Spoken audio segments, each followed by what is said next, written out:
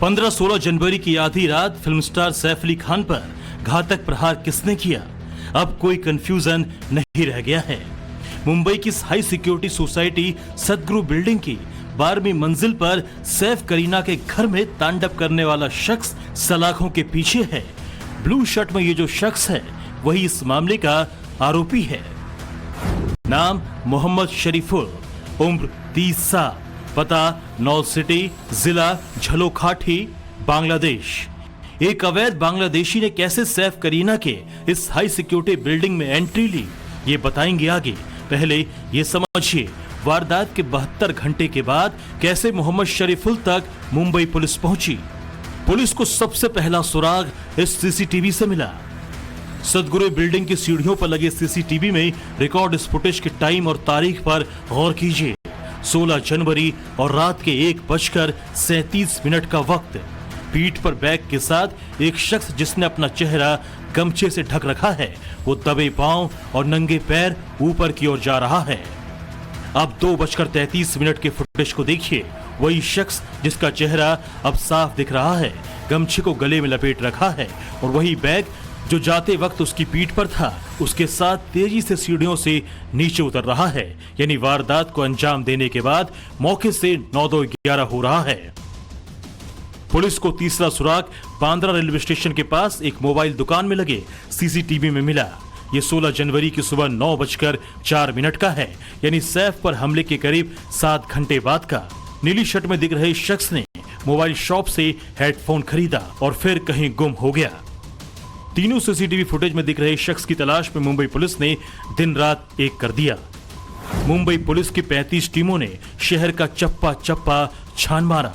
15 से ज्यादा शहरों में हमलावर की तलाश की गई। टीम में मुंबई पुलिस और क्राइम ब्रांच के 100 से ज्यादा अधिकारी शामिल थे। बांद्रा और दादर रेलवे स्टेशन के पास दिन रात आरोपी की तलाश की गई। हमले के बाद आरोपी बांद्रा रेलवे स्टेशन और वहां से दादर भागा था। तलाश में पुलिस थाने के हीरानंदानी स्टेट के पास एक लेबर कैंप में पहुंची। कंस्ट्रक्शन साइट पर मजदूरों ने पहचान विजय दास के तौर पर की, जिसके बाद पुलिस की टीम एक्शन में आ गई और आरोपी को गिरफ्तार कर लिया। कि मैं फिलहाल थाने में मौजूद हूँ, थाने के उस एग्जैक्ट स्पॉट पे जहां से इस मोहम्मद को गिरफ्तार किया गया था। थाने का ये हीरानंदानी एरिया है और ये जो जंगल मेरे आजू बाजू आप देख रहे हो, इसी के बीच वो छुपा हुआ था, जिसको रात को 2 बजे यहाँ से उठाया गया, अरेस्ट किया गया। ये थाने का हीरानंदानी एस्टेट है। जो बिल्डिंग्स आपको नजर आ रही है, ये थाने की हीरानंदानी एस्टेट की कुछ प्रोजेक्ट्स है और यहाँ पे नजदीक ही कुछ नए रियल प्रोजेक्ट्स भी बन रहे हैं, जिसके लेबर्स, उसके साथ ही मेट्रो कंस्ट्रक्शन के लेबर्स इस लेबर कैंप में रहते हैं। इन लोगों में मुंबई पुलिस सबसे पहले यहाँ पे पहुंच के इन लोगों में पूछताछ की गई। साधारण शाम को 7 बजे यहाँ पे पूछताछ शुरू की। यहाँ पे रहने वाले सारे लोगों के मोबाइल जब्त कर लिए गए, उससे कॉल लॉग्स चेक किए गए। किसी ने इस नंबर पे इस इंसान के कांटेक्ट में आए थे, इस बारे में पूछताछ की गई। उसके बाद 7 बजे के बाद से चालू इस पूछताछ के बाद 2 बजे फाइनली इस स्पॉट पे आके उसका लोकेशन डिटेक्ट हुआ। सिर्फ और सिर्फ उसके मोबाइल ऑन होने के बाद यहाँ पे मुंबई पुलिस यहाँ पे पहुंच गई। उसके साथ ही थाने की कासार वडवली पुलिस, मुंबई पुलिस की यूनिट 6, यूनिट 9 यहाँ पे रात को 2 बजे यहाँ पे पहुंचने के बाद उसको यहाँ से गिरफ्तार किया गया। विजय दास नाम के इस आरोपी को गिरफ्तार कर जब मुंबई पुलिस ने पूछताछ शुरू की तो एक और जहां सैफ पर अटैक की गुत्थी खुलती चली गई, तो वहीं इस शख्स की असली जन्म कुंडली भी दुनिया के सामने आ गई।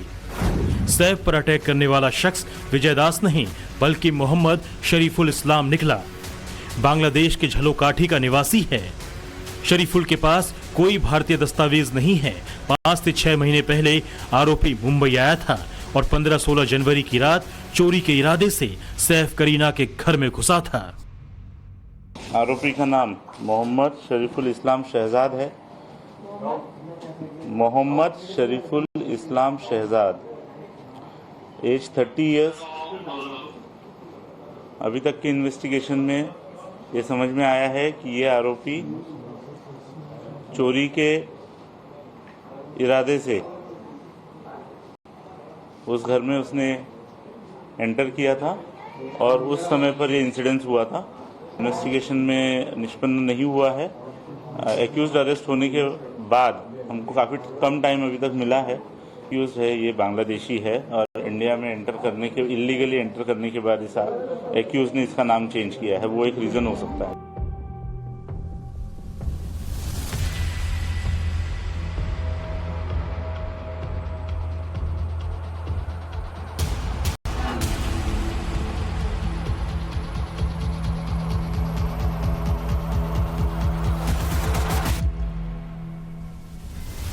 बांद्रा कोर्ट ने मोहम्मद शरीफुल इस्लाम को 5 दिनों की पुलिस रिमांड पर भेज दिया है। अब रिमांड में पुलिस उससे पूछताछ कर ये जानने की कोशिश करेगी कि वो बांग्लादेश से मुंबई कैसे आया, मुंबई आने का उसका मकसद क्या था, क्या सैफ के घर वारदात को अंजाम देने में उसका कोई और मददगार भी था, और सबसे बड़ा सवाल, बांग्लादेशी होने की वजह से क्या वारदात के पीछे अंतर्राष्ट्रीय साजिश थी। मुंबई पुलिस ने अदालत को बताया कि उन्होंने सैफ अली खान पर हमला करने वाले शख्स को गिरफ्तार कर लिया है, लेकिन इसने सैफ अली खान के घर को क्यों चुना, सैफ अली खान पर हमला क्यों किया, इसकी वजह क्या थी, क्या वाकई में इस वारदात के पीछे चोरी ही वजह थी, ये अभी जांच करना बाकी है। खास तौर पर यह खुलासा किया पुलिस ने अदालत के सामने कि जिस शख्स को उन्होंने गिरफ्तार किया है वो बांग्लादेशी नागरिक है। ऐसे में यह किसी बड़ी साजिश या एक अंतर्राष्ट्रीय साजिश का हिस्सा हो सकता है। इसके लिए जांच करनी है, क्या इस शख्स ने अकेले इस पूरी साजिश को अंजाम दिया या फिर इसके साथ कुछ और साथी भी शामिल हैं, क्या ये किसी बड़े नेटवर्क का हिस्सा है। ये तमाम वो सवाल है जिनका जवाब वो जानना चाहते हैं। जिस हथियार का इसने इस्तेमाल किया उस चाकू का एक हिस्सा तो डॉक्टरों ने सैफ के शरीर में से बाहर निकाला, लेकिन जो उसका दूसरा हिस्सा है उसे अभी भी बरामद किया जाना बाकी है।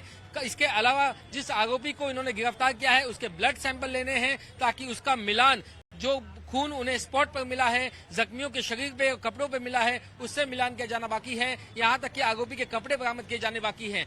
ये लगातार जो है कई सारे बयान बदल रहा है। इसको किसने मदद की, क्या इसके लिए फंडिंग किसी ने की, ये बांग्लादेश से ये भारत क्यों आया था, ये तमाम जो सवाल है ये जानना बाकी है। इसलिए उन्होंने 14 दिन की पुलिस रिमांड की मांग की, लेकिन बचाव पक्ष ने इन तमाम दलीलों का विरोध किया और कहा कि पुलिस की ये थियरी सही नहीं है। लेकिन दोनों पक्षों की दलील सुनने के बाद अदालत ने भी ये बात माना कि जिस तरीके के सबूत मुंबई पुलिस ने पेश किए उसके बाद ये मामला गंभीर नजर आता है और ये एक अंतर्राष्ट्रीय साजिश हो सकती है। मोहम्मद शरीफुल इस्लाम कैसे सैफ करीना के इस हाई सिक्योरिटी बिल्डिंग में दाखिल हो गया, अब इस सवाल का जवाब आपको देते हैं।